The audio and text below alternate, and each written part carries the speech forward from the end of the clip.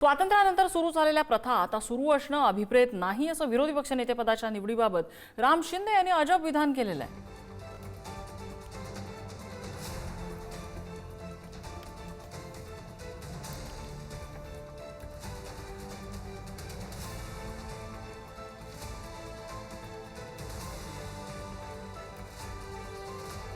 विरोधी पक्षनेतेपदाच्या निवडी संदर्भात राम शिंदे यांनी केलेलं हे वक्तव्य आता नवीन चर्चांना तोंड फोडणारं आहे।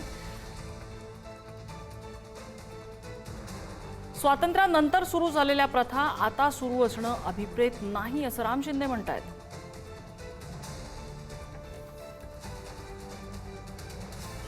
त्या संदर्भामध्ये गेल्या काही अनेक वर्षापासून प्रथा आणि परंपरा सुरू आहेत आणि म्हणून पूर्वीच्या कालखंडामध्ये ज्या पद्धतीनं विधानसभेचा उपाध्यक्ष हा विरोधी पक्षाचा असायचा, विधान परिषदेतील उपसभापती देखील विरोधी पक्षाचा असायचा आणि म्हणून आता जे 1947 मध्ये स्वातंत्र्य मिळाल्याच्या नंतर झालं ते आता 2025 मध्ये देखील अभिप्रेत आणि अपेक्षित आहे असं नाहीये आणि त्यामुळं आपण जे म्हणताय ते बिलकुल महत्वाचं आहे की लोकशाहीमध्ये सत्ता पक्ष आणि विरोधी पक्ष देखील असणं आवश्यक आहे।